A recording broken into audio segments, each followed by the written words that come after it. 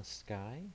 I am Wombat or Wambit as you please, and today we are going to explore the most effective way to get yourself a Bactrian early in your campaign, and I recommend doing this especially if you've already played through a campaign initially without spoilers, because having a Bactrian as your mothership is really the most stress-free and rewarding way to experience the game effectively.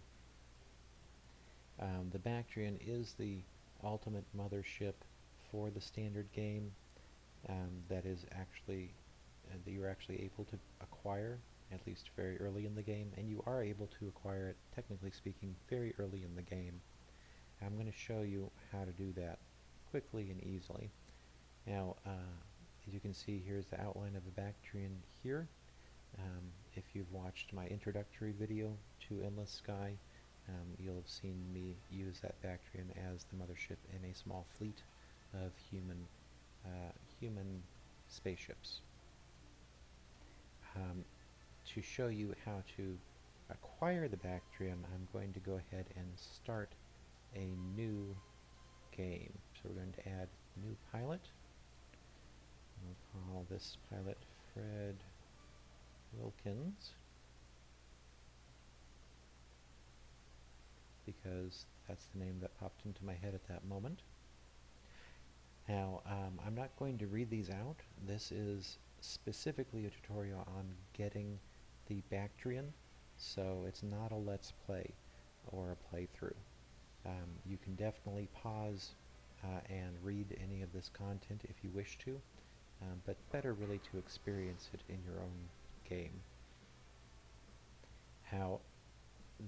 For the quickest way to acquire a Bactrian, we actually want to select the Sparrow as our first ship. The ship that you select as your first ship will determine which initial introductory missions, storyline missions, are offered to you. So to get the storyline mission that we want to use to give us the most immediate access to a Bactrian, we want to select the Sparrow as our first ship. We're going to buy the Sparrow, and immediately this activates the introductory mission section. Now you can choose to ignore this if you wish, but that will remove an opportunity. And for myself, I honestly can't really tolerate the idea of playing through a campaign without taking advantage of every storyline mission that I encounter. For me, I feel it sort of gets rid of the point of playing Endless Sky. It's really about the storylines.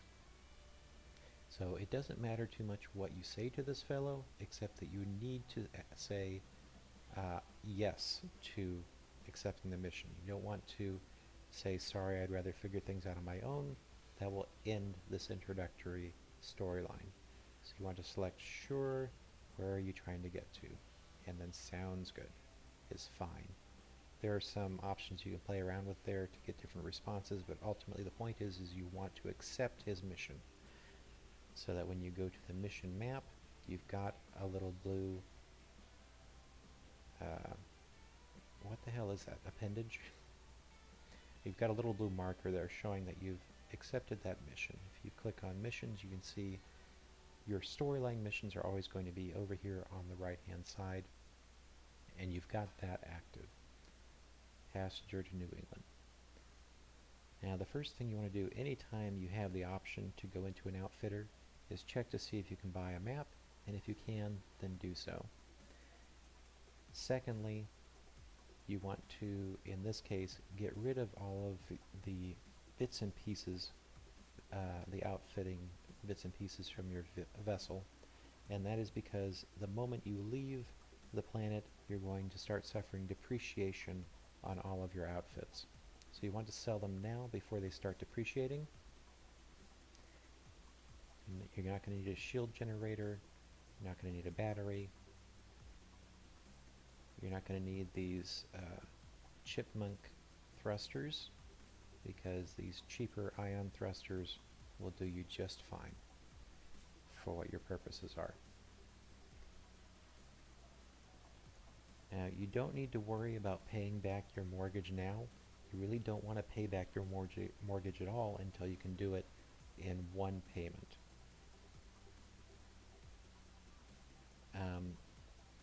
Now, if you read the dialogue from the fellow you're doing your storyline missions from, he'll mention that medical is a good thing to buy, to trade.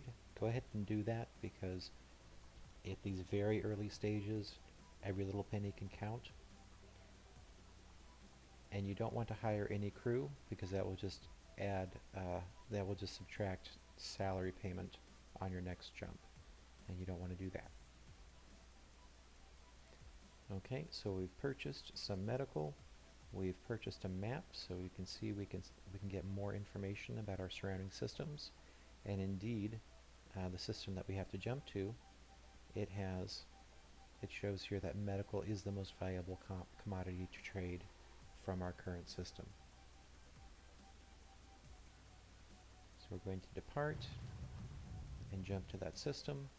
We can speed things up a little bit by doing double speed and then land on the planet. Okay, so that was fun. We're going to go ahead and sell the medical supplies, and then we're just going to go to spaceport. You can look at the job board. Every once in a while it will have a conveniently placed, like for example, if there was a job here in Rictulus, I would grab that because Rictulus happens to be where we're going to be landing next. But typically that's not going to be the case. It's worth it to look, but you should be able to get the Bactrian following these procedures without having to do any additional random missions. And you also don't want to be clicking on, oh, never mind that. Okay, so we still don't need to hire crew, but we want to see what we can sell in Rictulus that would be valuable. It's going to be industrial. No, it's going to be food. Now, if you have a choice between two commodities that would offer you the same profit, you always want to choose the one that's higher on the list, because the absolute value of the item higher on the list will be lower. As you go down this list, the absolute value of the commodity is intrinsically higher. And the higher the value of your payload, the more likely you're going to be attacked by pirates. And this early in the game, that can be a problem. So we're going to choose food over clothing. So now that we've purchased our food, we're going to go to the spaceport, and we're going to acquiesce. We always want to say yes to this mission line, this line of missions. We'll say of course. And what's going to happen now, because we chose the Sparrow, the introductory missions are oriented towards introducing us to the dangers of combat. And that means our next mission is going to be escorting a ship, or actually a couple of ships. And those two ships will generate two mission-generated enemy warships. And what we're going to do is capture those enemy warships. Now, you could end up getting destroyed. It's rare, but it could happen. Or one or more of those two enemy warships could end up getting destroyed in what we're about to do. So you have to be willing to save, or rather reload the game from your save point. Get used to that playing this game. There really isn't any other way to play it in its current manifestation, and I don't think that's going to change. So what we want to do is allow the ships that we're escorting to actually attack and disable both of these enemy ships that have been generated from the mission that we're currently on. And then we want to jump to Rectulus. Oh darn, we don't want them shooting at this ship any more than they already have, because they're likely to okay, they're both disabled now, and now I can jump to Reticulus.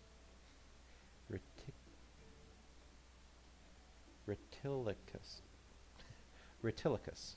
Okay, we're going to jump to that system. That was the system we started out in, and the reason we're going there is because it has a shipyard where we can buy ships, which is what we need to do, because actually the ship that we are currently in is very poor for capturing enemy ships. And this is because to capture enemy ships, you need crew members. And this ship that we're in can only hold 2. So we'll go ahead and sell that food that we purchased to make a little more cash and keep ourselves in the black. And then we're going to go to the shipyard and we're going to just sell our current ship. And that will give us enough money to purchase a shuttle. The shuttle we're going to buy because it has, of these 3 ships, the highest crew capacity. We go to the outfitter, and again we're going to sell off anything that we're not going to make use of. We're not going to make use of the shield generator because we're not going to be maintaining combat with anybody if we can help it.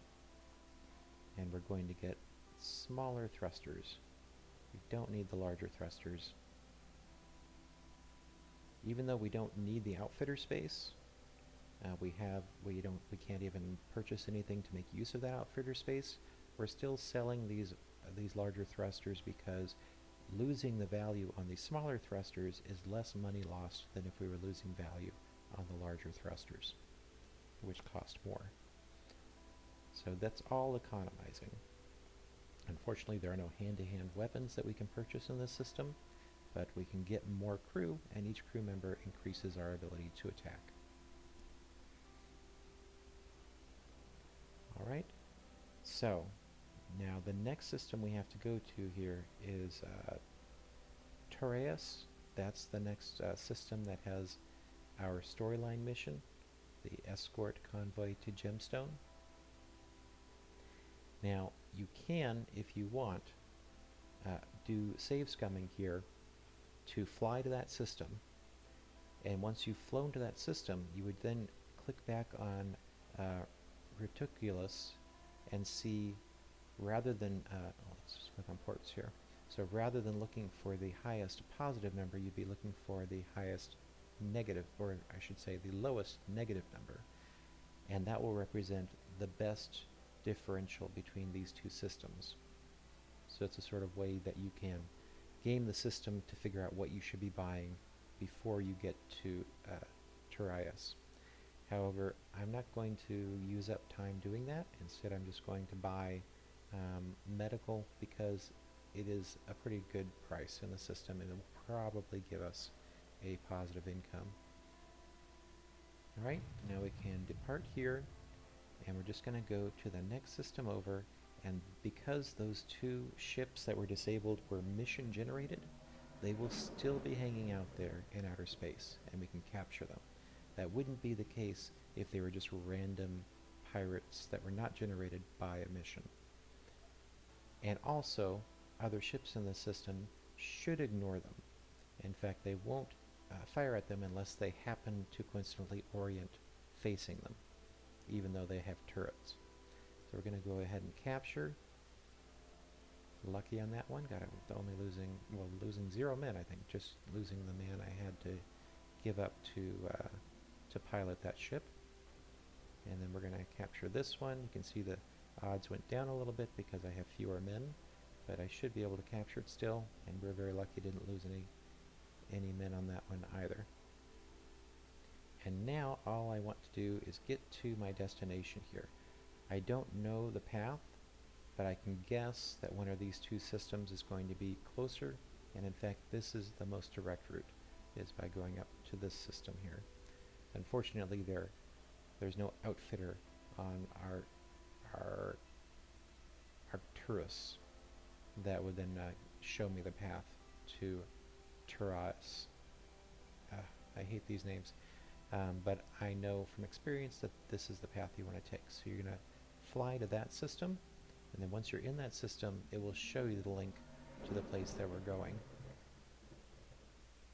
Now there is still a danger here that pirates will enter the system and attack these ships that you've just captured and potentially destroy or disable them. And if that happens, I just recommend reloading from your save point. Okay, now we're finally in our destination system, and we want to wait until all of our escorts show up before we land. Once they're in the system, you can land, and they'll automatically be assumed to land after you. Okay, we'll go ahead and sell all the supplies that we're carrying, and it looks like we did make a little money out of that. And then we, at this point, do not need to hire crew. Now, if you want to, you could keep as much crew as possible and then try to capture other ships between now and later in this tutorial. But I don't recommend, I'm not going to do that for the tutorial because it's surplus to requirement. You can get the Bactrian without doing that stuff, although if you're talented enough or lucky enough to do that, it will make things easier and faster, but not much. Okay, so I'm going to click on the spaceport, and we will accept this next mission. And this next mission is going to be getting to this planet up here. Unfortunately, again, we cannot purchase a map here, but I know from experience that the way you'll want to go is up through here, and that should link directly to this system. And for trading, we're just going to look at whatever is very low. Luxury items are very low, so we're going to buy them. And what will actually be helpful to do is to go in to your fleet information, and we're going to take this Fury and we're going to move it to the top slot. The Fury has the most fuel and is actually the most maneuverable ship in our fleet, and that makes it good to use as our flagship, because in the next mission we're going to be pursued by a pretty dangerous ship that would easily destroy any of the ships in our fleet.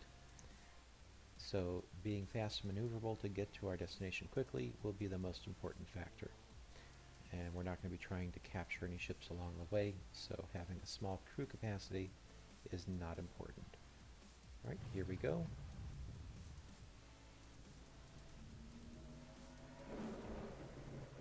So all of this can be accomplished on autopilot.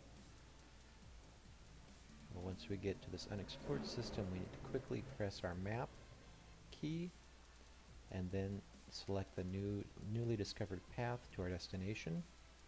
We want to be quick about that because there is a mission generated ship that's going to show up that we cannot defeat on our own. It would destroy us. And immediately jump to the next system. Okay, and then you want to land as soon as you can, as soon as the rest of your fleet is inside of your system with you. There we go. And we didn't even have to encounter that enemy ship. Okay, we can just say whatever, it's not important here. And we can sell.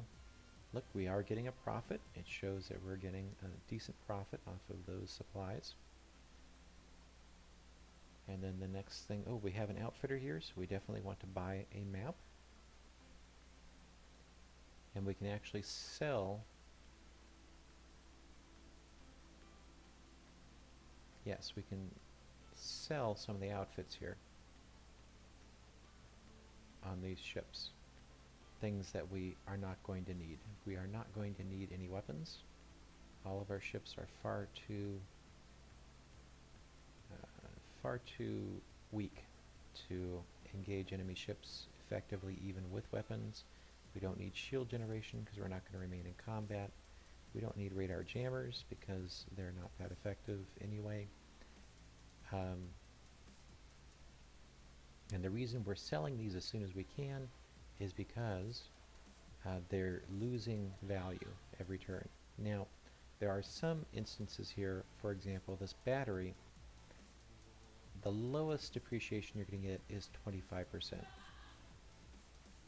So once something has depreciated to 25%, it's not going to lose any more value. And we can just not worry about that.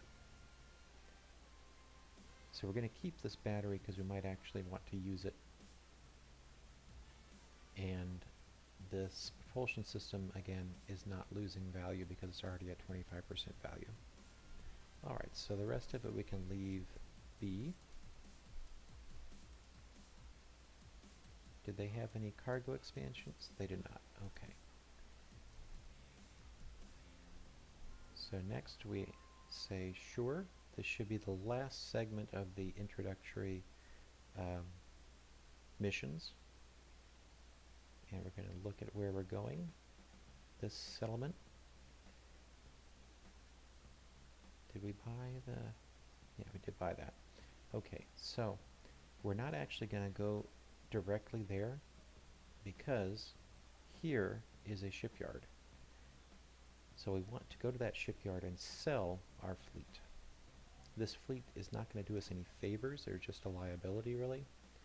So rather than going all the way to finish our introductory mission segments, we're going to first stop here at Alphard and sell our fleet. Okay, so let's see what is valuable to sell there, and it is once again luxury goods. So we'll buy some luxury goods. We're going to depart. I won't hire any crew because I'll just have to pay them, and I'm not going to be using them to capture enemy ships.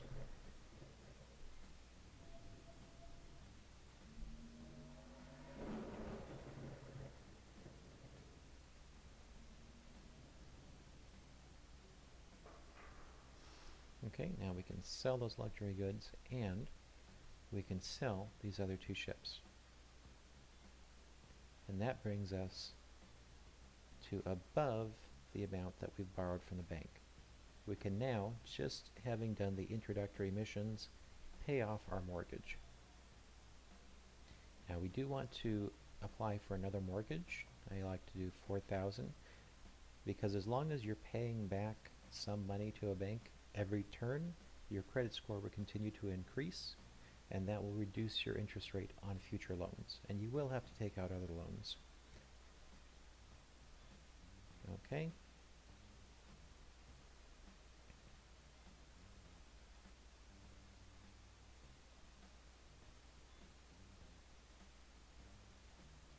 So next stop is going to be here. We can purchase another map.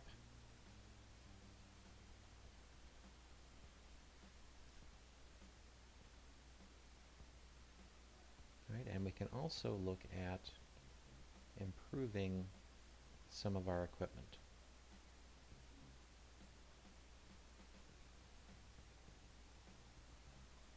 When I say improving, I just mean making things more economical.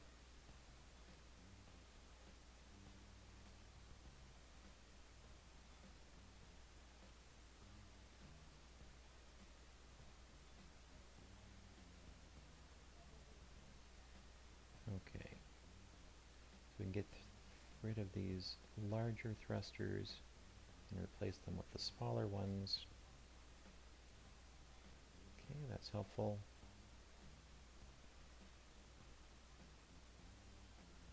And we're going to hold on to this battery for now. Okay. Now, this next segment is what's most likely to cause the most problems. And this is where important spoilers begin to start happening. We are going to go to an area of space called high space, which is an alien area of space, and you wouldn't encounter it except by accident, typically, in a campaign. It is a spoiler. Yeah, all of the alien races are spoilers. So this is why I'm calling this a spoiler video.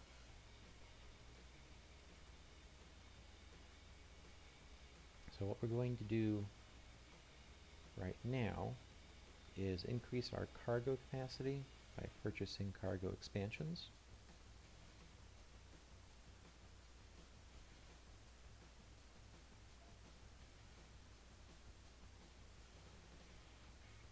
And that will allow us to make a bit more money.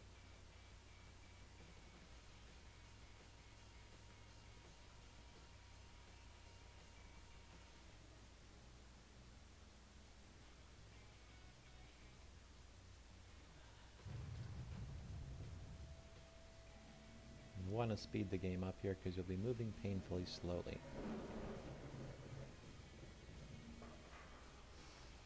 Okay. And we can just say, I think I'll manage. That was the end of the introductory mission. We've made a little money from selling medical supplies. And we're going to go ahead and buy another local map. Okay, and we need to go north.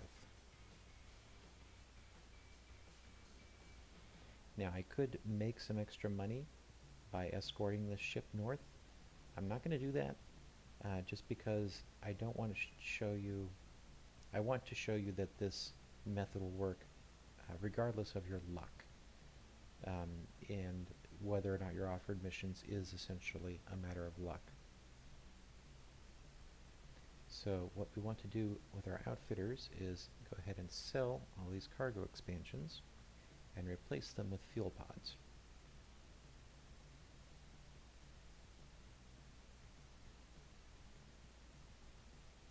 Okay. Okay, probably don't need that. Well, we'll go ahead and have that many. Our expenses each turn are quite low. Only $21 from that. And then, where do I have to go here.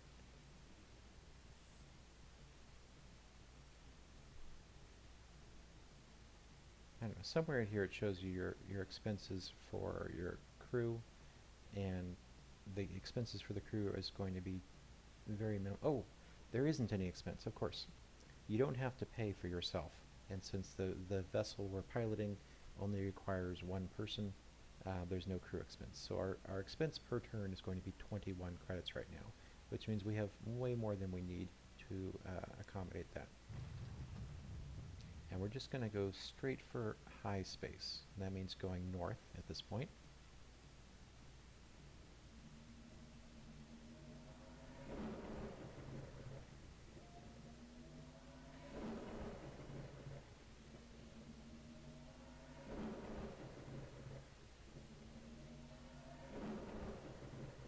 Okay, continuing north.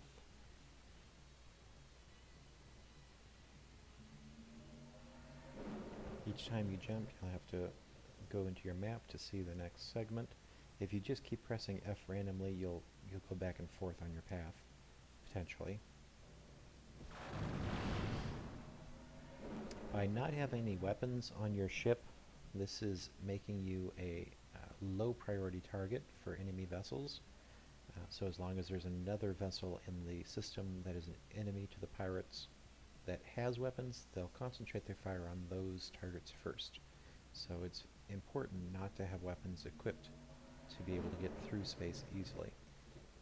Okay, as soon as we have a segment that allows us to go south, we're going to go south.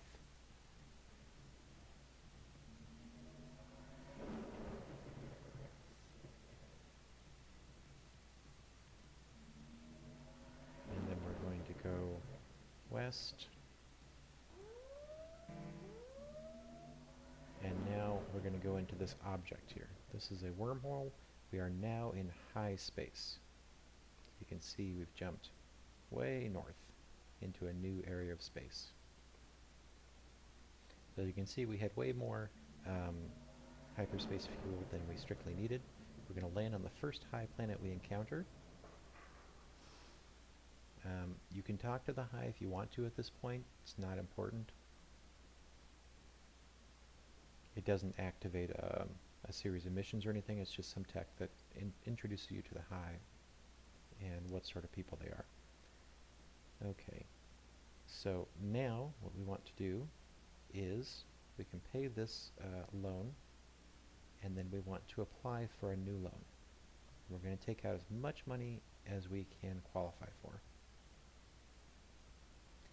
And we're going to go to the outfitter, and we're going to sell these for now and buy quantum keystones. And what we want is 51 of these. The most efficient way of storing them is as actual outfits equipped to your ship.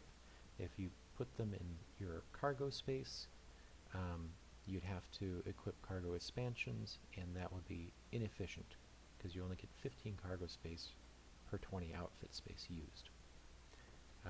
You could reduce this number by 15 and put 15 of them in your cargo space, and that's probably not a bad idea.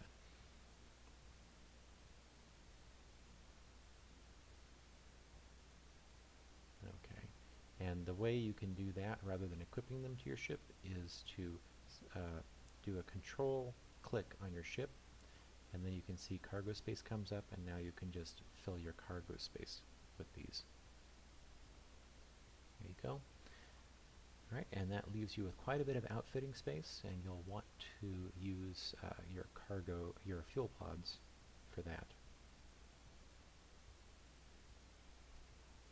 Alright, and let's see.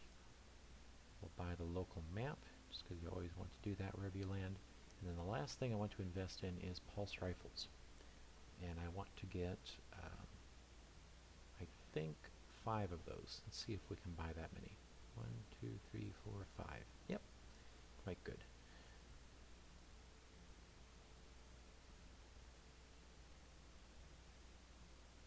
Okay, now we have to do quite a few jumps, and each one's taking over 3,000 out of our bank account.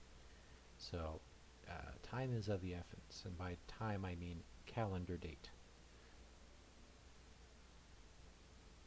And where we're trying to get to is, fortunately, a system that we've already exposed a path to right here. We cannot get all the way there on the fuel pods that we can equip, so instead we're going to make a stop at Alphard. Let's see. So we could actually go ahead and trade at Alphard, and we can trade food there. Let's see if we can actually get some cargo space freed up. We can't, so we're not going to worry about that. Alright, there we go. And we'll go ahead and speed things up.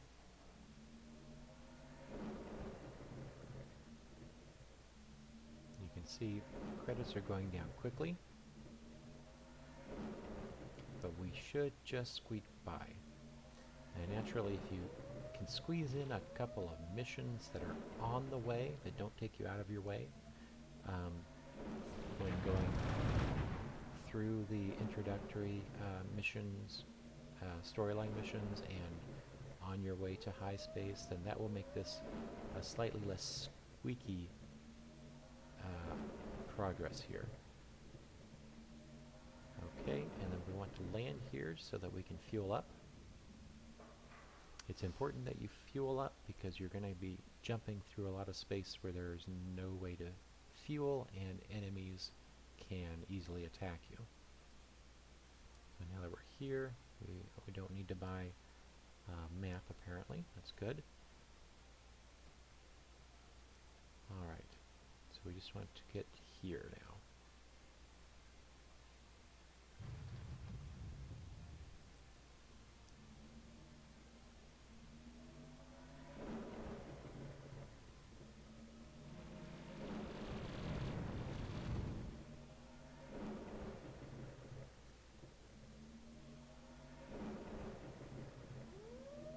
Okay, and then we want to get in, there's a wormhole here, we want to just get into it as quickly as possible without getting destroyed, and we made it. Okay, in this system you have to be careful not to jump back into the wormhole that you just came from.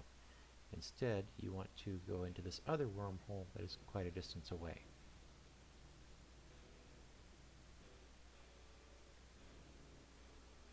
And then you can can jump back into the same wormhole you went into, because these wormholes don't always lead back and forth through the same wormhole. So you can see the first wormhole we entered from this system took us here, but then by entering the same wormhole again, it sent us over to this system. So wormholes don't work as intuitively as you might think in these areas. And we need to, uh-oh, I got hit by something. It's weird. Okay, I am safe, and then we need to go to this system, where there will be an, oh no, that. Okay, well that's just an example that you need to be willing to load from previous saves, because things like that will pop up in this game, and you really have no way of reacting to that to save yourself. It was just a luck of the draw that that ship entered the system at that time.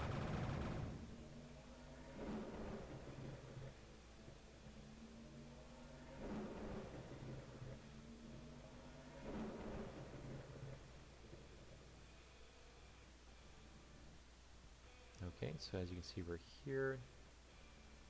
And we had jumped all the way from over here, zoom, through that wormhole, and then we need to go into this other wormhole.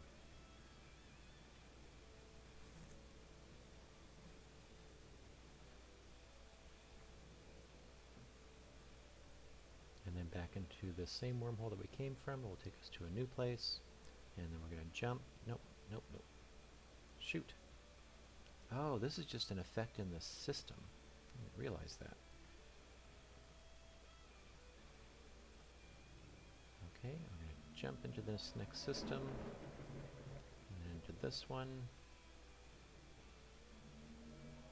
And we're going to enter this wormhole. As you can see, this is taking us here, and now we are right next to a new alien, I should say quote-unquote alien zone, and these are called the Remnant faction. We're going to land on the first property we get to.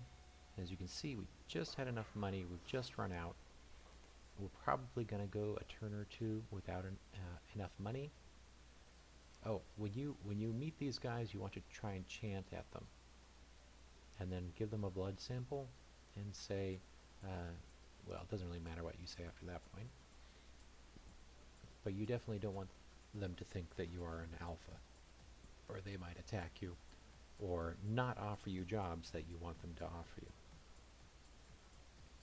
So in order to avoid damaging our credit score, which I think we may have damaged a little bit on the way here, we're going to go ahead and sell some outfits, since we don't need these fuel pods. That will bring our accounts up enough.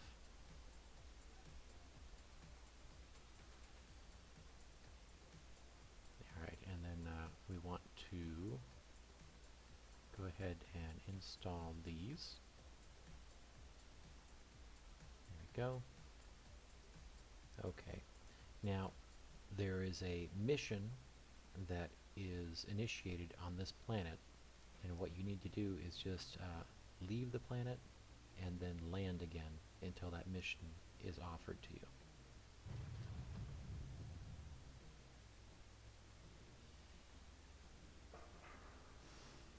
And that mission needs to be offered to you in the spaceport.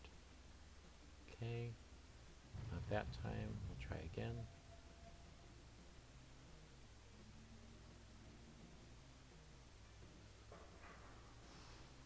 There we go. And you can be honest with these guys. I'm not sure that not being honest with them makes any difference. Well, but you definitely don't want to say, I'm not interested. You want to say, yes, I'd be glad to accept that deal.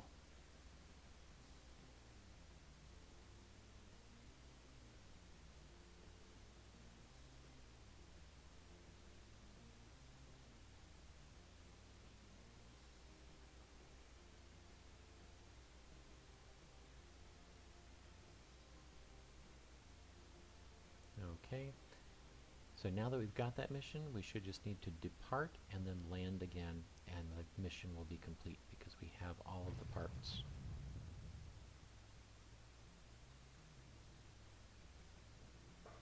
There we go.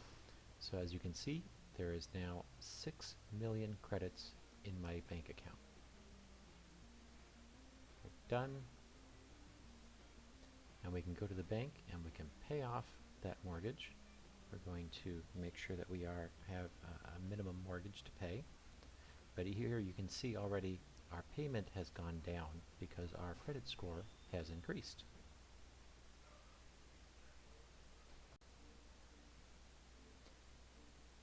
Alright, so the next thing we need to do is go to a neighboring system where we will acquire some very valuable equipment. And we'll want to set up our ship for that encounter.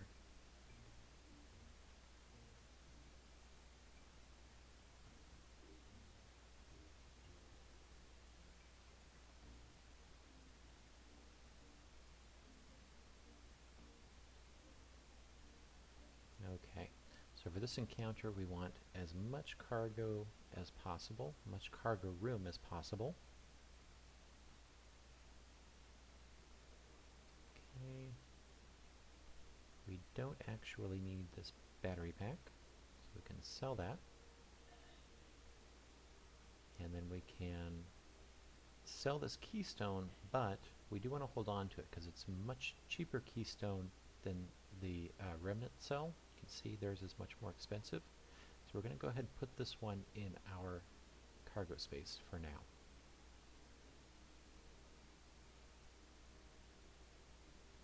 Okay, and then that gives us 12 outfitting space, which is enough to get us a small bunk room to increase our crew capacity to 5, which is why we wanted to get those 5 pulse rifles. Okay, and then we want to go next door, and we can sell some heavy metals there, which is nice. Alright, depart.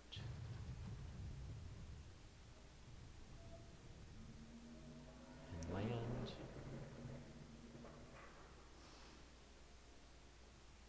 Can sell those back. And now, when we touch spaceport, it's going to initiate a sort of auto mission where we will have to immediately depart and then be exposed to a space battle between the Remnant and the Korath. And this battle is how we're going to get both some much needed money and also some very valuable outfits that will help us to get our Bactrian very early. In particular, there will be a hyperspace module that will allow us to hyperspace without relying on the bridges, as you can see on the map, rather than having to jump using these different hyperspace tunnels. We will simply be able to jump directly to any system that is within this circle.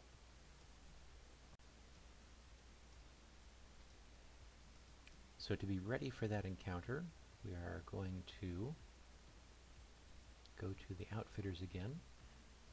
We are not going to need our hyperdrive for a moment, because once we exit into the system, we're going to engage in this combat, and then we're going to land directly back on this same planet.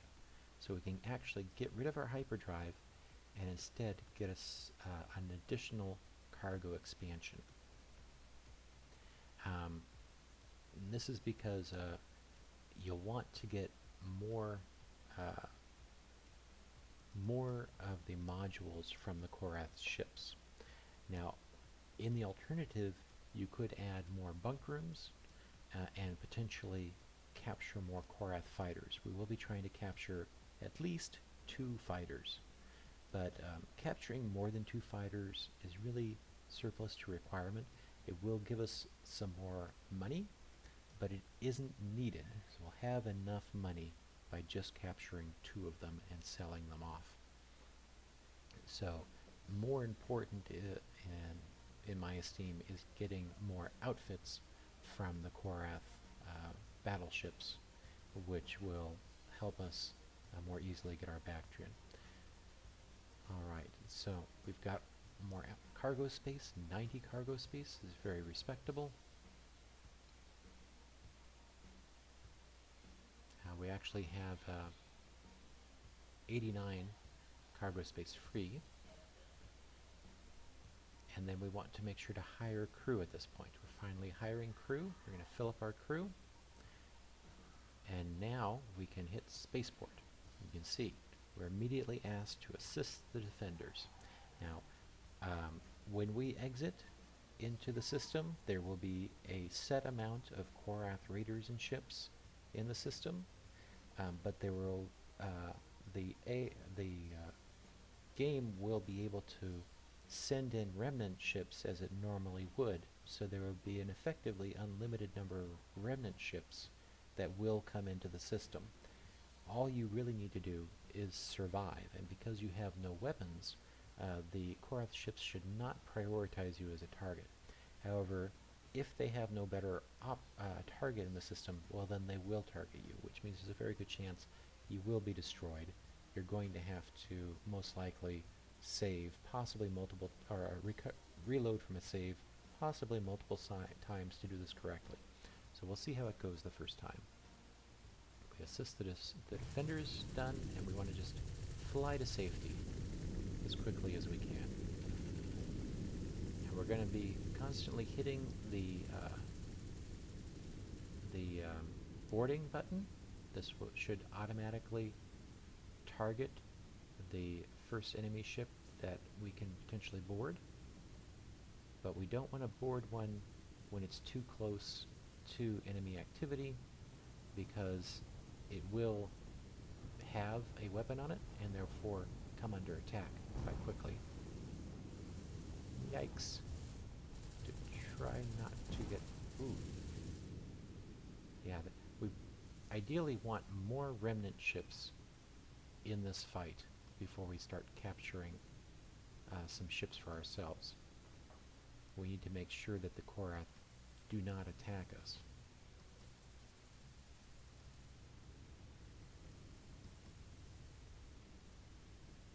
So we're going to wait until there we go. There's quite a few remnant ships in the system now. We shouldn't have to worry about coming under attack.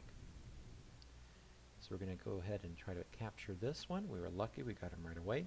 And then we want to send him far away from combat.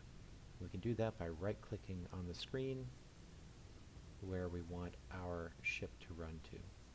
And as long as he's far enough away, he should be fine, and he'll stay there and stay out of trouble. And then we've just selected the boarding button again,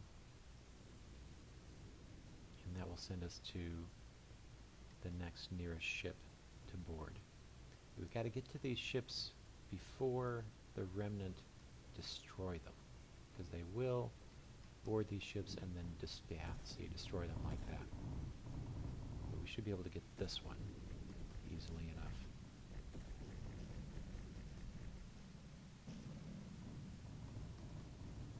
Here we go. As long as we've captured 2 of these...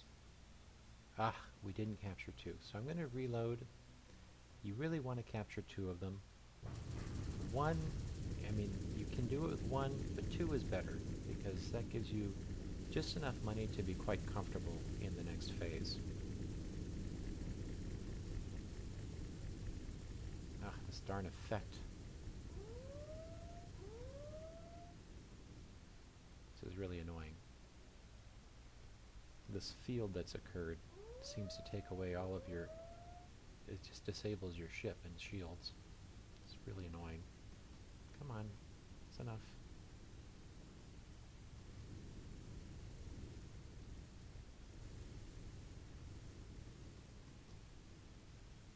There we go, this guy's close by. Come on. Okay, unfortunately you only have to land on a single Korath battleship.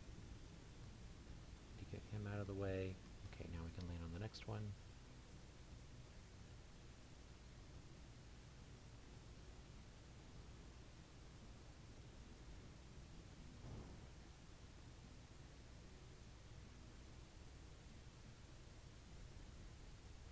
as long as they're still fighting Korath ships, they should concentrate on attacking them. Good. So we've captured 2 of these ships. That is perfect. And then we want to get to that big gray circle. That's going to be an enemy Korath ship. Oh, there's one right there. If we can get to it. We have to get to it before they start shooting at it and blowing it up. There we go. All right. So, one of the important systems you want to get is the systems core. This device will give you very high shield regeneration and hull regeneration as well. So we want to get that. We want to get the jump drive. That will replace our traditional hyperdrive. We want to get this fuel processor that will allow us to quickly gather fuel in areas where we might not be able to refuel by landing or from friendly ships. And that is as much as we'll be able to hold. But that's okay, because we'll actually get some other valuable outfits from the 2 fighters that we captured. And now that we've done that, we can land. All of the enemy ships have been disabled, and we're ready to go. I think we might actually have to wait until the enemy ships have all been destroyed, so I'll wait for that to happen. Now there's still also a chance for Korath ships to warp into the area.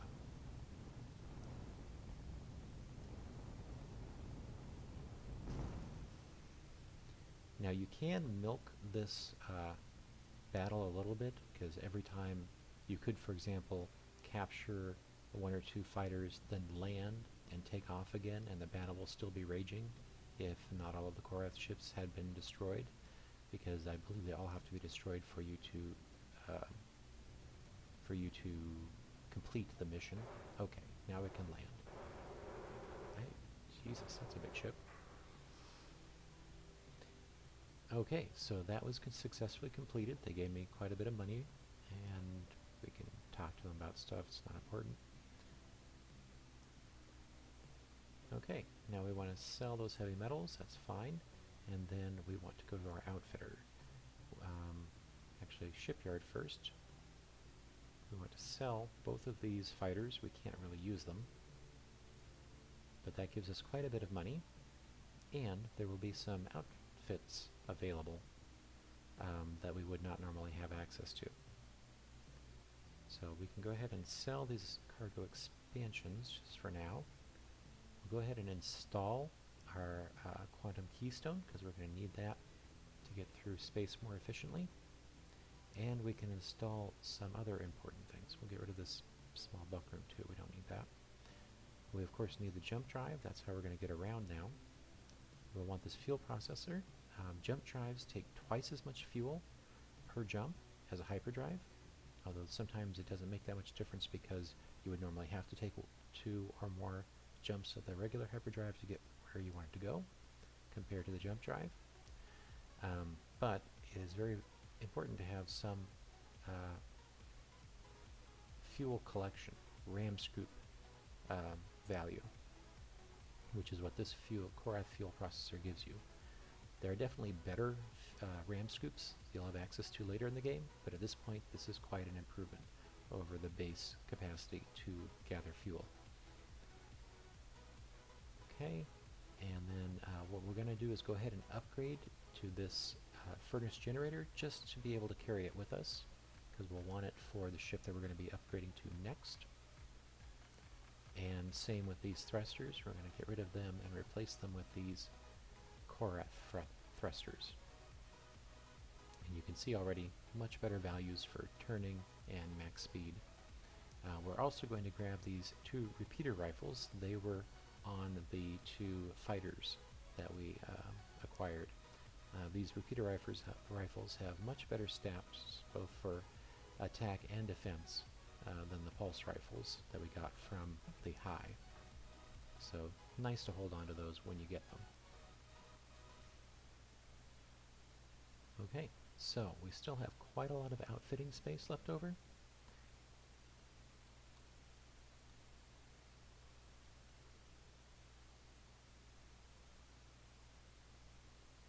So we're probably going to want to use, oh, we haven't installed this one. That's why.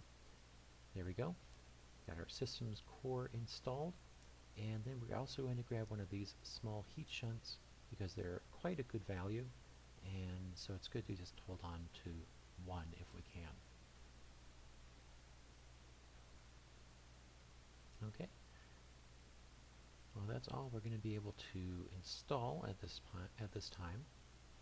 As you can see, I have quite a bit of battery capacity due to this systems core. It's quite a handy thing to have in any ship.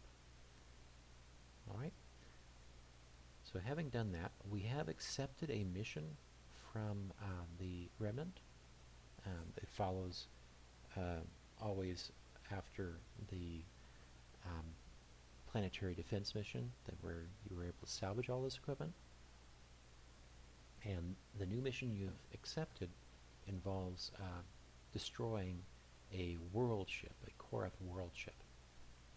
You don't want to complete that mission at this time because currently that world ship is the only world ship that could technically be captured and then could be landed and equipped with a jump drive.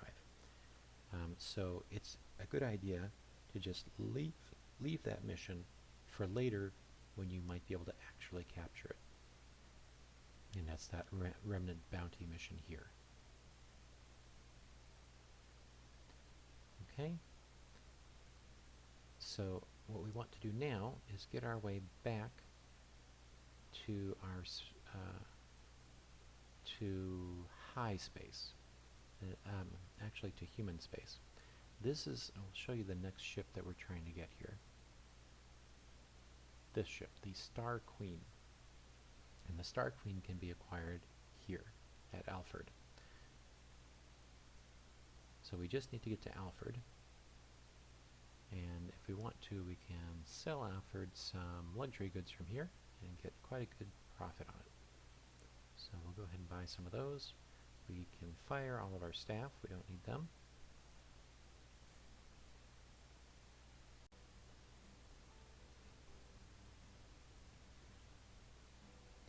Alright, so because the reason that we don't have a path that we can just click through here is because of how these different wormholes operate. We don't necessarily know, for example, where this wormhole is in terms of how our maps map things. So we can only set a course to Sagesta first.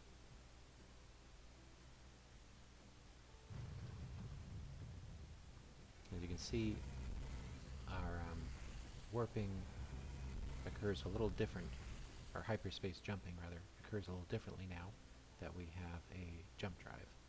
We'll go ahead and enter this one, and as you can see, it takes us to this system. This is the system from which we went. You see the arrows pointing. This is a separate system. It doesn't even have any connecting hyperspace jump lines. It's only accessible through a wormhole. I'm going to go into the wormhole again, and now we're here at this system. This one you have to be careful of which wormhole you enter. We don't want to enter this wormhole, we want to enter, god damn it, leave me alone. No. There, we want to enter the faraway wormhole, not the one that we just came out of. There. And now, our jump drive is really handy because we can avoid a lot of these other less safe systems. These are actually pirate systems, or systems where pirates predominate. There we go, and we quickly got into a safe system and can land. We'll go ahead and sell that. Alright, and immediately we can go ahead and sell the ship that we're in and buy a Star Queen.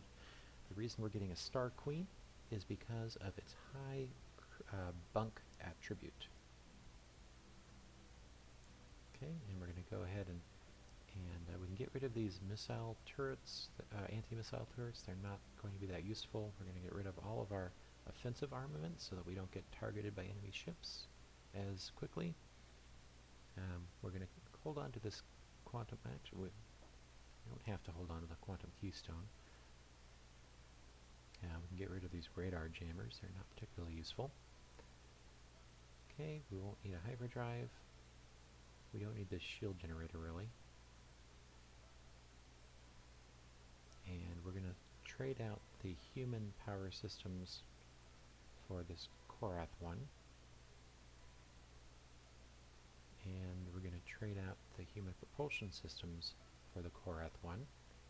It is a little less powerful, but takes a lot less outfitting space. And we're going to actually want to use that outfitting space to equip more bunk room. So we'll get our systems core. That will take care of all of our shield repair needs. We can get rid of these luxury accommodations. We don't need them. We want a jump drive so we can get around, and a fuel processor to help us get around. We'll put the small heat shunt in just because. It's certainly not needed, but it doesn't hurt.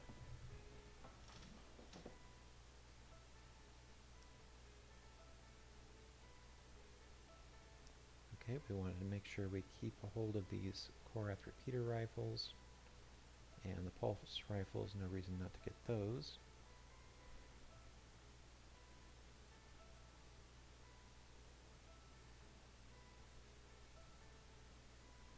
Okay, looks like that's all for those. Now we've got 200 outfitter space available. And what we'll do is we'll get some cargo expansions for now.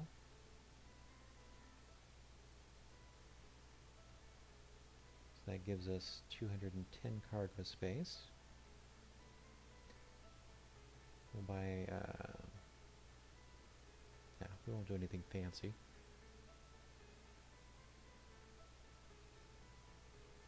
Okay, now we purchased a map in high space, so we're just going to see what would be most convenient to sell. Metal, medical, medical. Okay, so the planet that we're going to in high space is actually a disputed system. So anytime there's a disputed system, medical supplies are going to be of inflated value. So we're going to be taking some medical supplies there. We don't need to hire any crew. Now, you could technically, on your jumps over there, capture a few pirate ships, sell them off. I don't recommend it, however, because my tutorial here is to try to get you into a Bactrian at an early calendar date. And the reason I suggest that is because there are storyline missions which cannot be done after a certain date, the calendar date in the game. So by following these procedures, I'm trying to get you a Bactrian in time to be able to use that Bactrian in those early missions. So making extra stops would be detrimental to that aim. Alright, ready to depart and head over there. I'm moving slowly, but not painfully slowly. It is doable.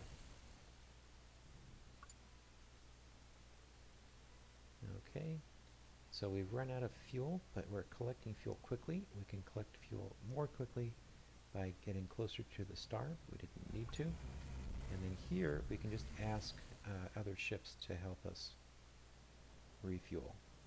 And they'll give us the fuel that we need to make our jumps.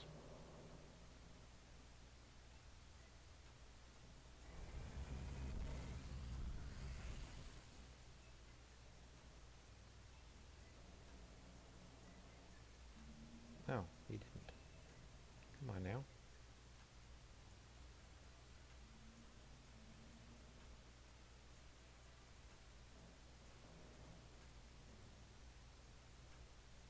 Okay, and we can make this last jump. It's going to be to this.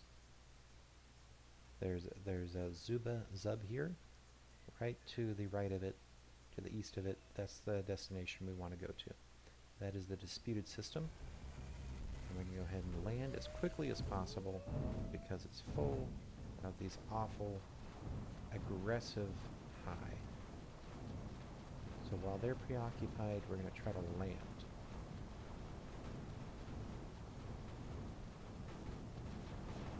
See, it's a good thing that we have that system core installed so that we were able to quickly recover our shield. And we'll go ahead and sell these supplies, and then we want to switch out our outfitters. Change it from cargo expansion to outfit expansion, and then bunks.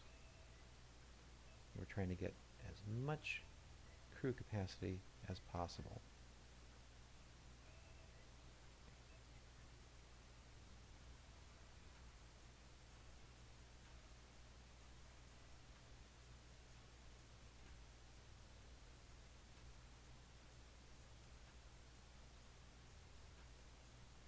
We'll go ahead and buy a map while we're here.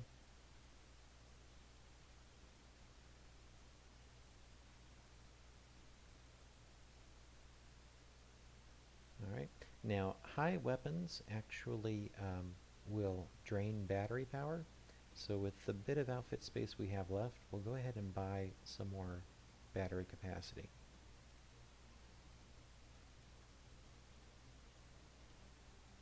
So that will help us not become disabled. Okay, and then last thing we want to do is buy as many pulse rifles as we can for our crew needs. So we have a crew of 160. We want to have total pulse rifles of 160 minus 2, since we already have these 2 Korath repeaters.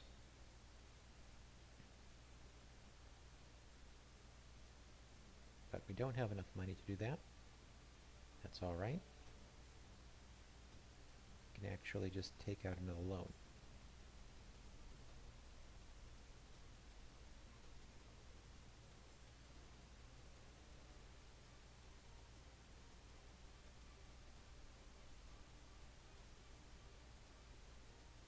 There we go. Alright, then we actually want to hire our maximum crew now. We don't want to hit spaceport because that will potentially generate story missions, and we're not trying to get distracted. We have to remain focused so that we have our Bactrian at the earliest possible calendar date. Okay, at this point you just depart, and you're going to be laying low. You're going to let the high do the work for you of disabling the aggressive enemy high ships, and then you can just once one has been disabled, oh dear, if one of them targets you, you need to fly towards some blue friendly high. Yikes. Leave me alone. Or just fly as far away from them as you can. It's helpful because their weapons will actually push you far away.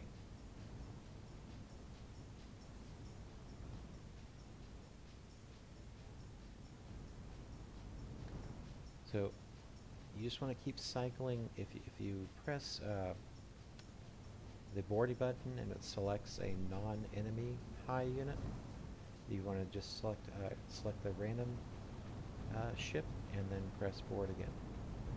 And eventually there will be, if there is an enemy high ship that is on the map somewhere, in the system somewhere that is disabled, it will get automatically selected.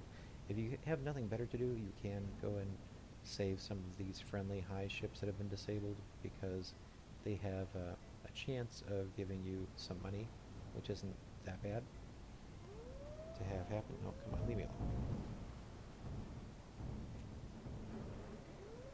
But this is one of those instances where it's helpful to be zoomed out, because there's lots of missiles flying on. Okay, there we go. So unfettered high, that's what you're looking for to have selected. And you want to try to have one that has been disabled far away from the action.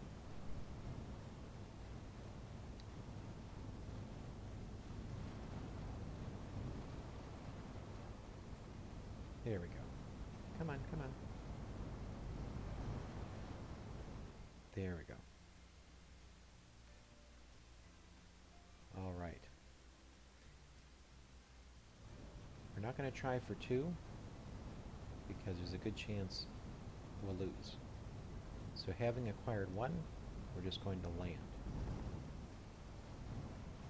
Well, no, we'll try for 2. Sometimes they'll have very close to 50 or less crew members, in which case 83 isn't a bad, like here I have 99% capture odds. So we'll go ahead with those odds. And we did it. Okay, so we just need him to get out of the way, not get attacked by the enemy. Okay, now because my ship is actually quite fragile, I'm not going to try to land here in Waukee. Instead, I'm going to try to land here at Zubazub, and then I'll switch into the other ship. Okay, because there's so much action happening at the planet here that it's very possible I will be destroyed if I try to land there, especially with how slow my ship is. But there is a shipyard here at Zubazub. We're going to take advantage of that. So we'll just go ahead and go over there.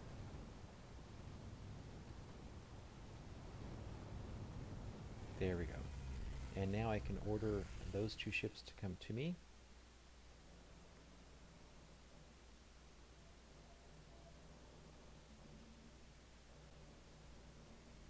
Okay. Let's make sure this one comes as well. All right.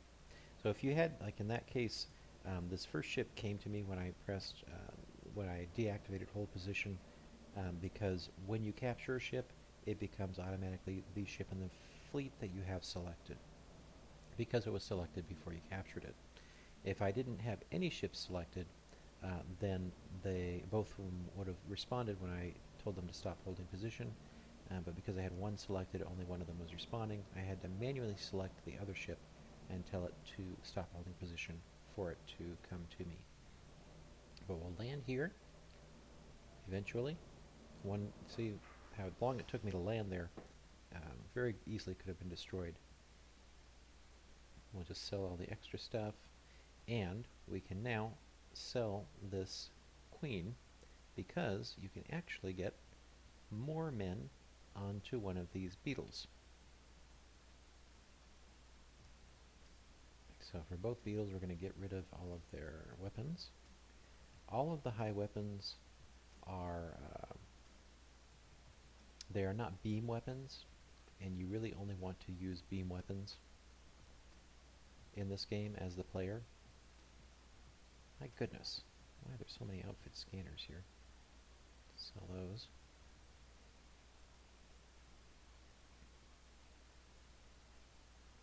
Okay, so your flagship will want to have the jump drive installed. Sell, buy.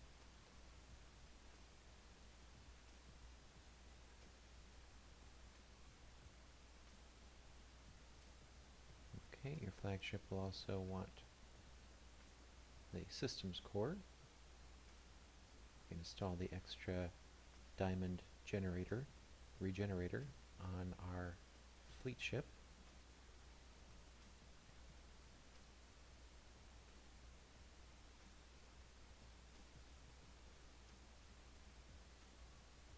Okay.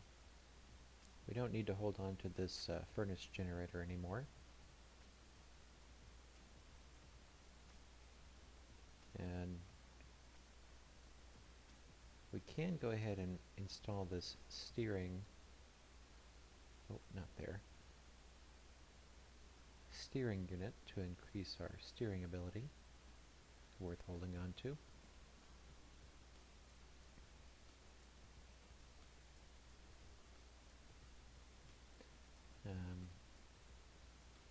We'll go ahead and get rid of the geode reactor. So we'll always be generating more than enough energy.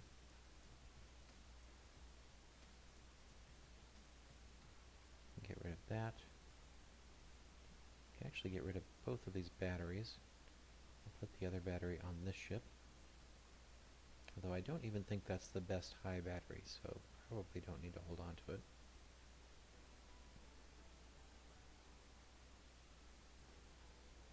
Okay, we don't want anti-missile systems. The Chameleon anti-missile system is quite a good anti-missile system, so worth holding on to. But we're going to put them on our fleet ship instead of our mothership. Okay, we want to hold on to this fuel processor, but it doesn't need to be on our mothership, so we'll put that on the fleet ship.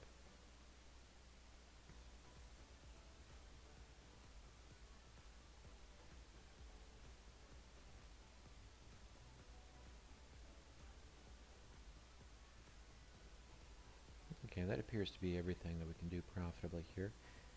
Now, the rest of our outfitting space, which you can see is enormous, we can fill up with, well, first of all we'll get outfit expanders, and then bunks.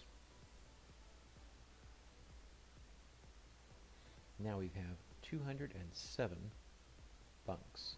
Remember, on the Star Queen we had only 160. Alright, and we can top off our outfitting space with some more battery capacity. Very good. And this fellow, we'll go ahead and give some cargo expansion.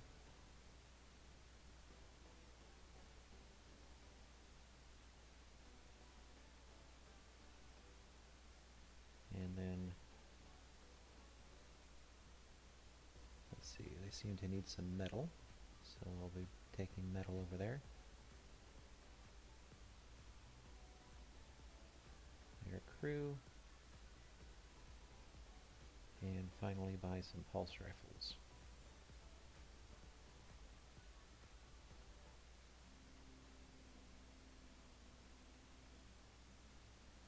There we go.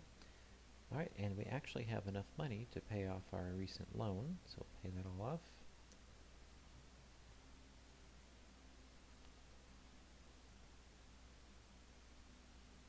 Okay, now when we warp over to Waukee, okay, first of all, we want to order our ship to gather around. That will keep it in an orbit around my ship, and it will take care of my anti-missile needs.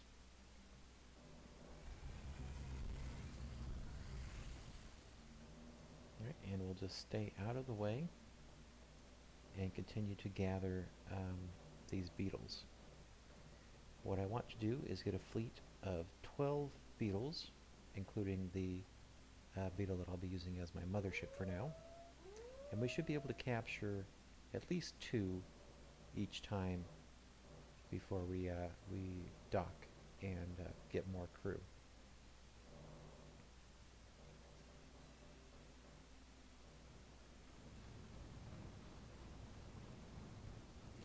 Now you can, if you have the opportunity, capture the smaller enemy combat vessels, because they're worth about 10 million each if you sell them, so that bit of extra money is always helpful. They're called lightning bugs.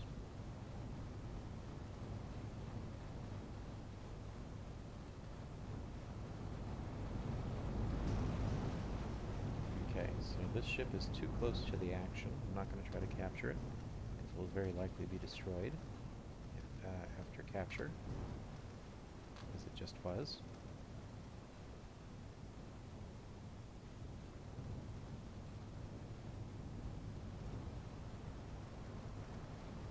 And when I go into capture a ship, we want to make sure that it has unfettered designation, not normal high. There we go. Now, once you have one of these high ships as your command ship, you can be a lot more less cautious, because they have very good shields. So you can get exposed to enemy fire and be much more confident of surviving. There we go. This guy was far away from his friends, so he'll be very safe to capture. And then I'll just want to lead him far away from enemy action. You don't want them to hang out around you until you've taken their weapons off and given them a lot of anti-missile turrets.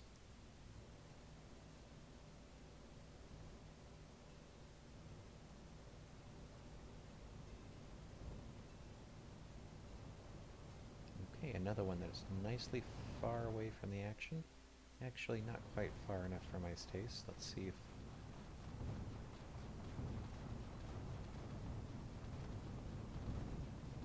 Come on now. Take care of them.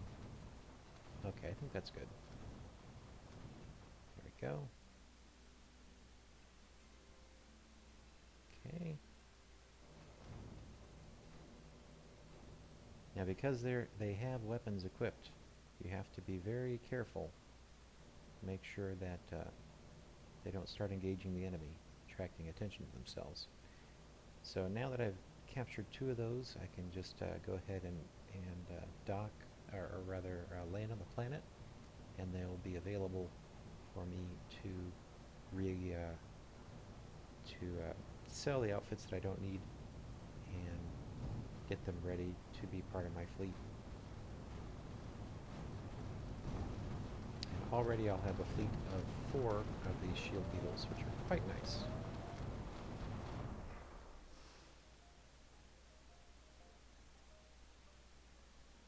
Okay, and we're just going to sell all of the combat, all of the offensive weaponry.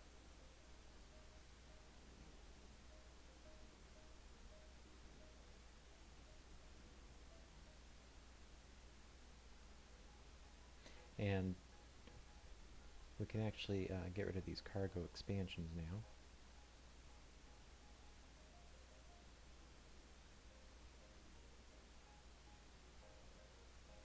Okay, and we'll want to get them fully stocked on these chameleon anti-missile launchers, or I'm sorry, anti-missile turrets, and get rid of the cargo expansions. They'll just cost you money as they depreciate. We'll make sure each one of them has a quantum keystone. They don't need these geode reactors.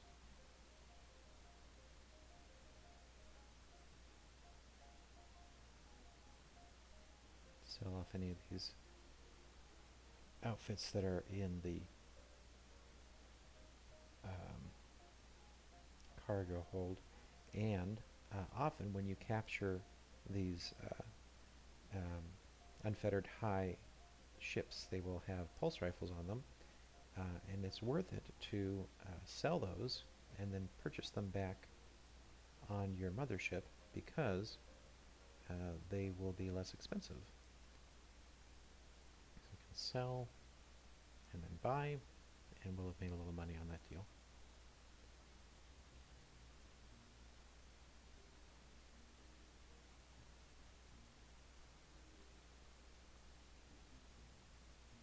Okay, so at this point, it's just going to be rinse and repeat until you have 12 of these high ships. So I'm just going to have you rejoin once that's been accomplished. Okay, so I've acquired a fleet of 12 of these high shield beetle ships, and now we are ready to go to where we can capture a pirate ship that will be a Bactrian. And that is how we're going to get our Bactrian early in the game without having to go through the Bactrian storyline, which you can still go through later.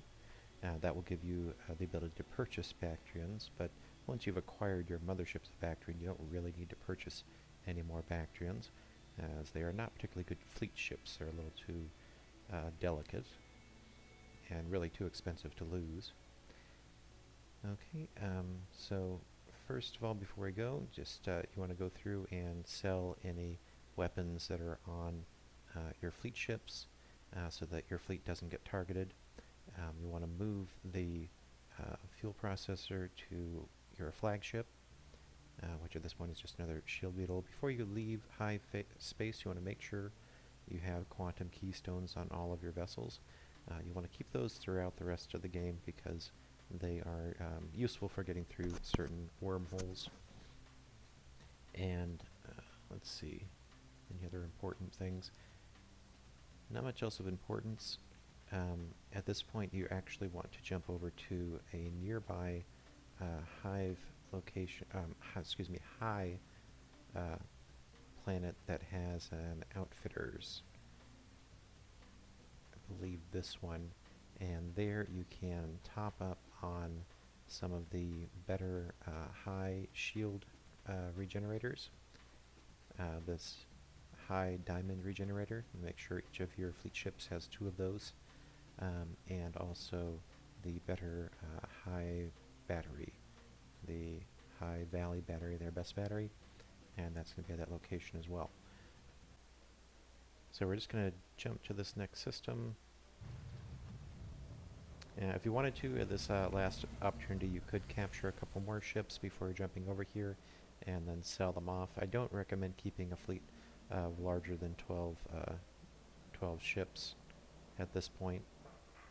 Once you're all in the system, land, and we're just going to make sure that everybody in our fleet outside of our flagship has the 2 of these high shield generators, and that they have, we can sell off these lesser batteries and make sure everybody has 1 of these very large batteries.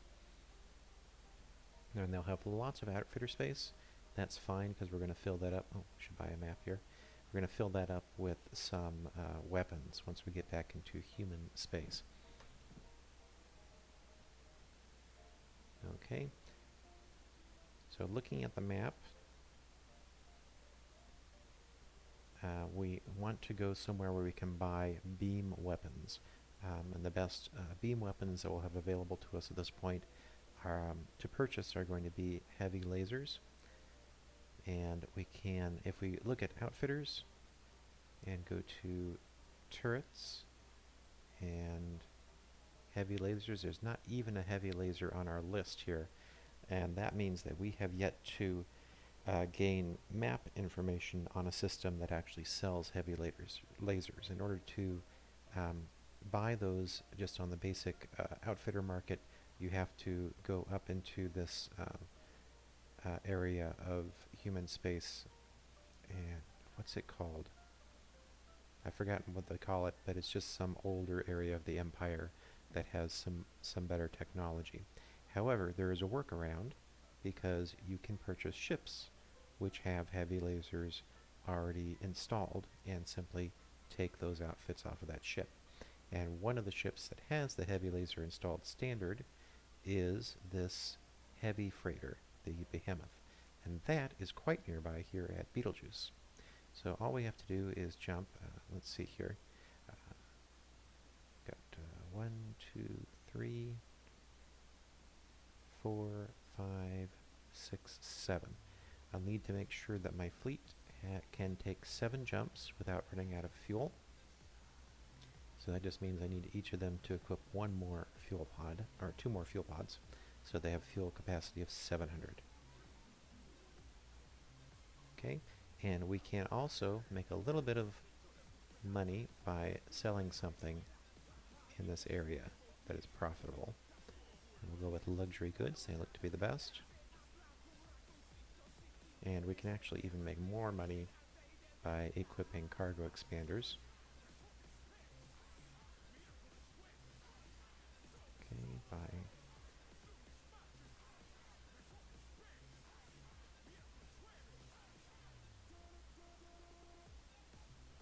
Alright, and now we are ready to go.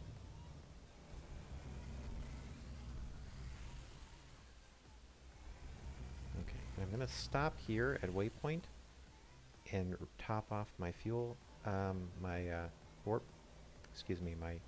hyperspace fuel over at this star before jumping on, because if I don't do that, there is a chance that I could get stuck in a system that has pirates long enough that they could damage me or possibly one of my fleet. So just to avoid that issue, we're going to top up here. And that's why I wanted the fuel outfit, the hyperspace fuel outfit from the Korath to be on my flagship, so it can easily replenish fuel there. Now you can see my line here is no longer red. That means I'll be able to jump directly there without pause. And we'll start that now.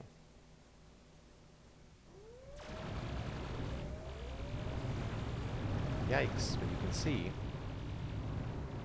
because I'm carrying so much luxury goods, a lot of firepower is spawning in and trying to take me down.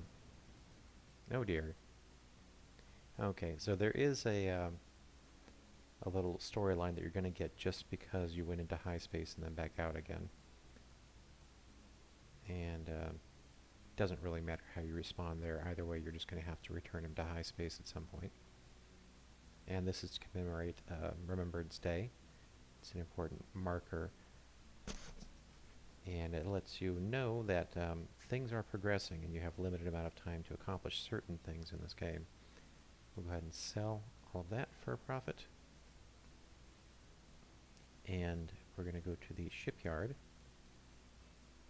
And as you can see, a behemoth actually costs 13 million, which I do not have. So I'm going to have to take out a loan.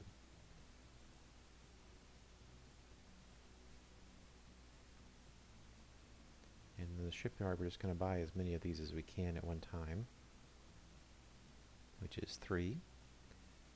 Then we go to the outfitter. We sell all of the heavy lasers, and then we equip them on our fleet.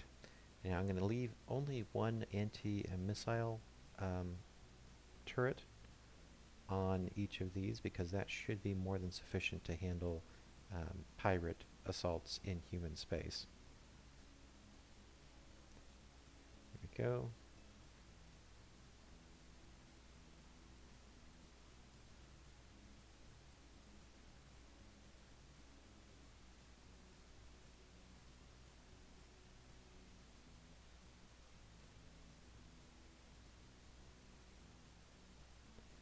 Okay, and then what we want to do is get rid of all of these cargo expansions as well, so that we have room for these heavy laser turrets, which take up quite a lot of outfit space.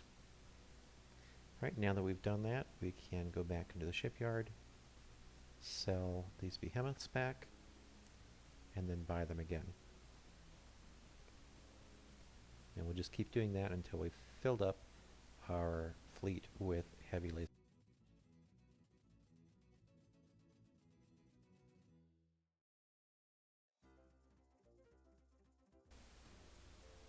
Okay, now every ship in our fleet is equipped with 3 heavy laser turrets and 1 chameleon anti-missile turret. Very respectable for operations in human pirate space. We'll sell back these 3 behemoths, and then we'll pay back our loan and take out a small loan. And we're still left with 5 million credits.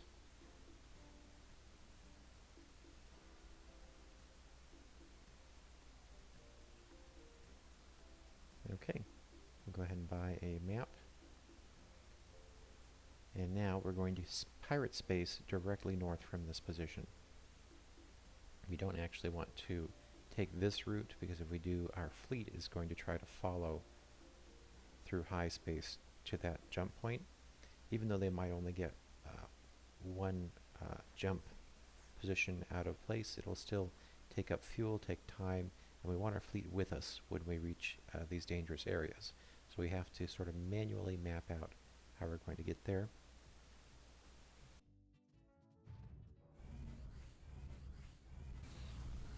Okay, now that we're here, we can path continuing north. So you can see we use up our hyperspace fuel very quickly now with our jump drive.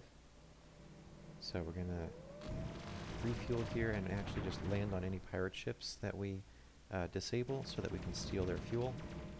And then we will continue on. And even though we're already in pirate space here, we want to continue deeper into pirate space because we want to get farther away from where heavy naval patrols are, and we want to get to more powerful pirate section systems where a pirate-controlled Bactrian is more likely to spawn. And this system is the most powerful pirate-controlled system in human space. Arguably, there's actually one deep in the south that has a lot of fleets, but they don't have any Bactrians. So to get a pirate Bactrian, this is the best location. And we actually want to land on the planet here because we want to purchase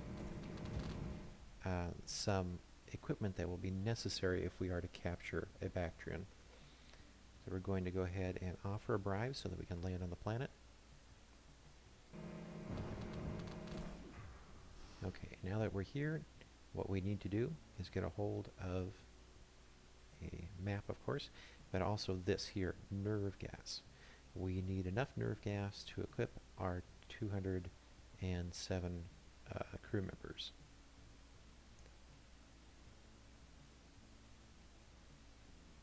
Which is going to take a lot more money than we have, so we're going to go to the bank and take out another loan.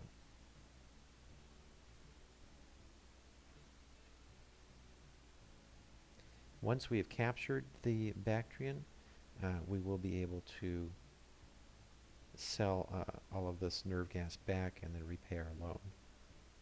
So it's just a very temporary situation here. Got 270 nerve gas. You can even take out your jump drive, stick it on one of your other ships at this point to give yourself room for one more bunk room. You can do that. It's not necessary, so I wouldn't bother. I'm not going to bother, and we'll be able to capture that Bactrian. Okay, make sure our crew is topped up, and depart. Now all we have to do is just wait, make sure our fleet is gathered to us so they aren't getting bogged down in fights with pirates.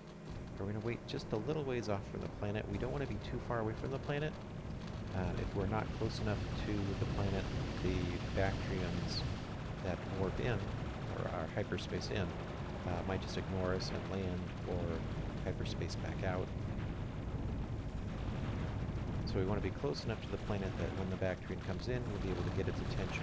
We want our fleet to be gathered around us. Another reason why we chose only turrets and not gun mounts for our laser beams. Because we need to be able to keep our fleet around us while we lure the enemy Bactrian away from the planet to an area that's far enough away from the planet that we can capture it and not have it be blown up immediately. Timing is going to be very essential.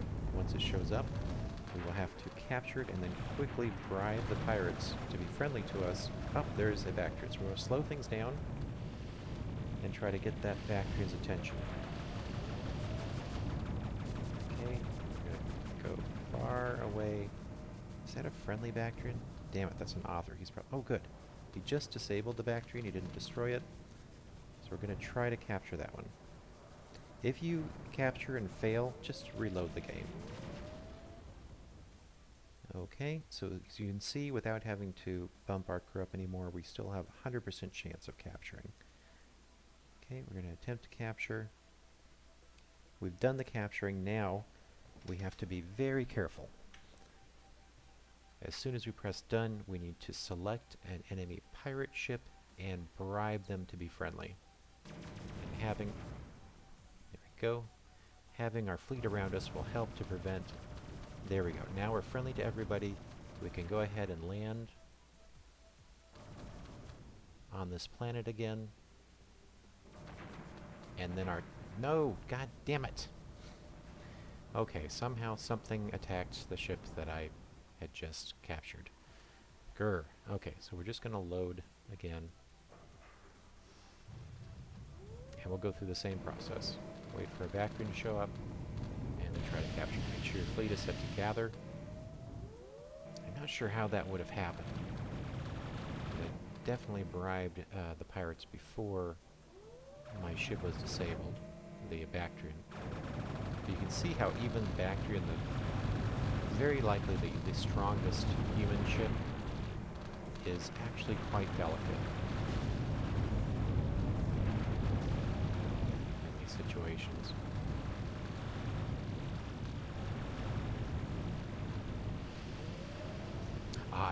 I think I know what happened. There was probably another ship nearby which exploded, and those explosions will cause damage, regardless of whether or not your ship is friendly to the ship that exploded.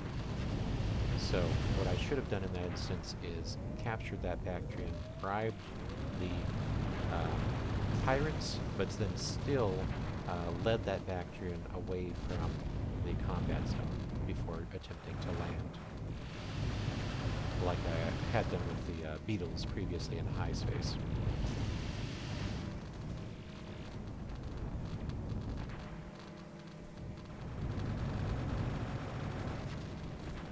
As you can see, while we're waiting for a Bactrian to show up, we're capturing quite a lot of equipment and goods from these exploding ships.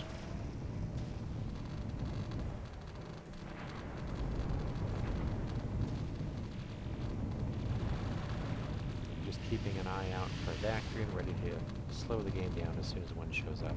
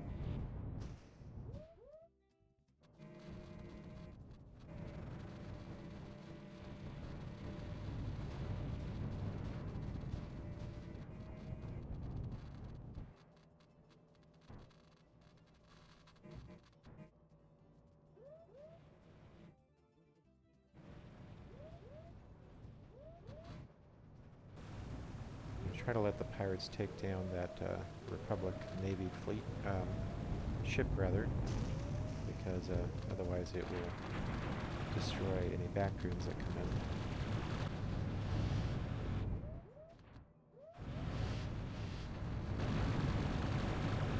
in. Oh, there's a Bactrian.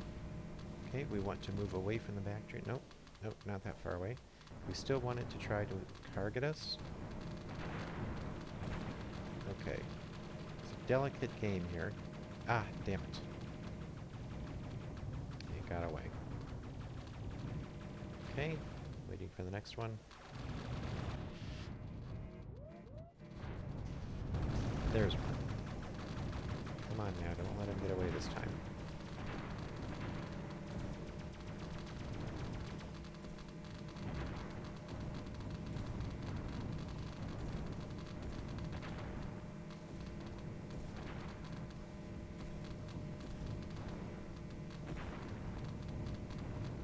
Trying to get away. Don't get away. Ah, okay. We've disabled him. We need to not destroy him. Okay, so I'm going to have my fleet park over here while I go and capture this ship.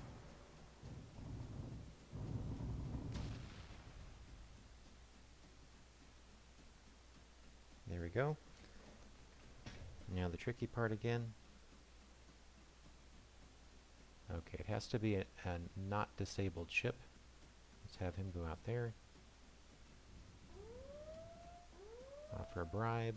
Okay, now we can land, and we will have that Bactrian in our fleet.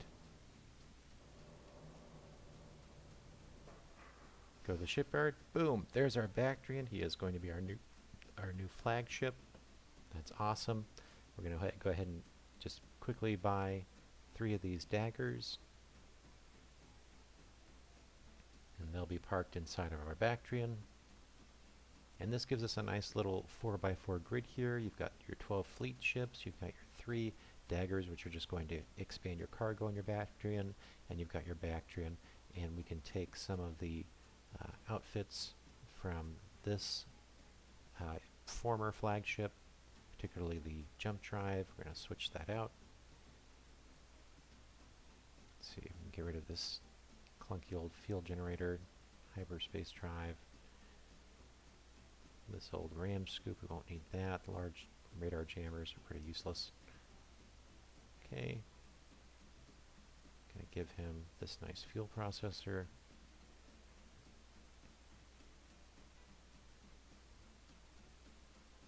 Okay, oh, and then all of these Corinth repeaters and such. Nerve gas we don't need anymore. So we're going to sell all of that.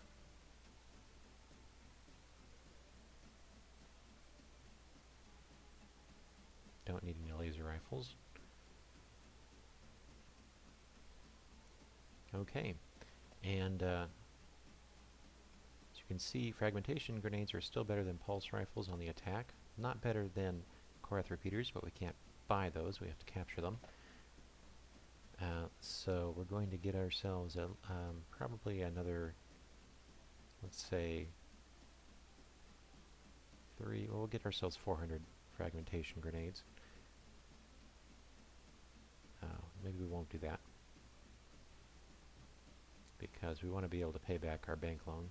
So we can always get fragmentation grenades later from elsewhere. I'm going to pay all those loans.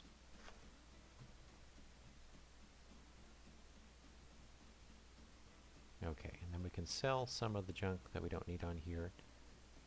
These turrets.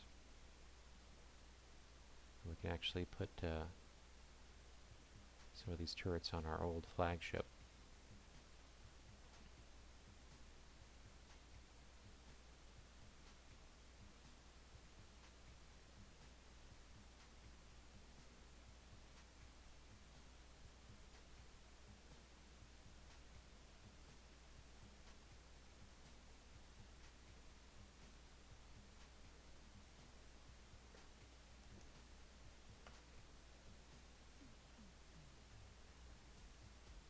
Okay, we don't need a battery on here because we have the systems core.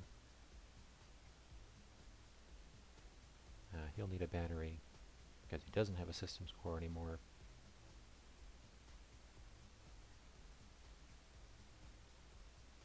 And we'll give him these laser turrets. Okay, what is this guy missing? He's probably going to overheat, so he needs some cooling systems. Alright, so the easiest way to get a cooling system is going to be taking it from a ship. We'll go ahead and take out a loan, so we have some money to play with. And we can get one of these Leviathans here, and we'll just take what we need from there. The Leviathan has a liquid helium cooler, so we'll take that, put it on this ship. There we go. What else is he missing? He's missing a hyperdrive, so we'll give him a hyperdrive. Okay, he looks in good order. Alright, and what does this Leviathan have?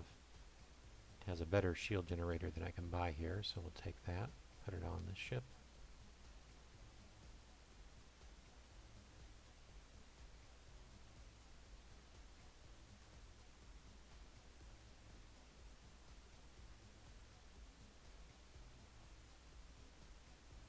Okay, so Leviathan doesn't really have anything else that we need to steal from it. Go ahead and sell that pack, and then pay off our loans.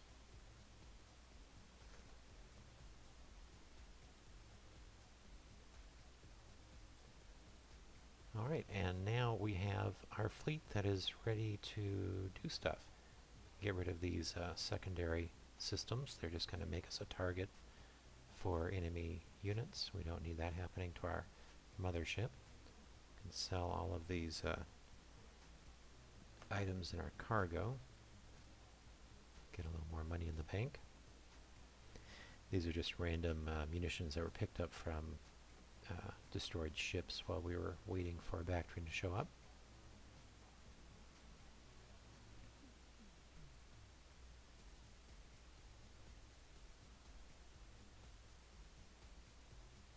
Very good. So now you have your proper flagship, the Bactrian. You can go probably the best place to start going to round out your fleet is back to high space. The propulsion systems in high space are going to be the best systems to put on your Bactrian to begin with. The two largest propulsion systems, let's sell all that. If you look here in outfitters, where we go? Engines, okay. So these two largest, the boofer units for steering and thrust, just exactly equal the engine outfitter capacity for the Bactrian. So that's going to be the best early engines to put on your Bactrian. Later there'll be some alien systems you can install. I recommend doing so when you find ones that offer greater thrust. Remember that maximizing the thrust on your ships is really the important thing to do with every ship in your fleet, unless you have a very specific reason not to. And that's pretty much all you need to do. Now, you still cannot buy a Bactrian on the market just because you own one. You still have to go through a specific series of missions to get access to a license for the Bactrian. However, as I said, you really only need the one Bactrian in your fleet as your mothership. Outside of that, it would be a liability to have in your fleet because it would be too easy to destroy and you'd have too much invested in it. And now we can just call that the end of the day. This is your fleet now, and you'll be able to capture most anything using this fleet composition. This right here, Bactrian with a dozen shield beetles, is going to be more than enough to complete all of the missions that occur in human space, and really probably take you through most of the rest of the content as well. Really, for most situations, if you find that your 12 beetles are not good enough, just get more beetles. And you can always very easily do that just by going back to high space and capturing more of them. Or eventually you'll have enough money you can just buy whatever you need. But I think that makes life easier for you. Again, I don't suggest doing this if you've never played the game before. I suggest playing the game au naturel without any spoilers. But once you've gone through the basic game, which I did years ago, then it's not spoiling anything for yourself to do it like this. And if you're starting over with the game with a new pilot, getting yourself into the Bactrian early on is just going to make things more fun for you in the game in general. Alright, thank you very much for watching, and I hope to introduce you to new games as well. Other games, this is probably the last video I'll make for this particular game, Endless Sky.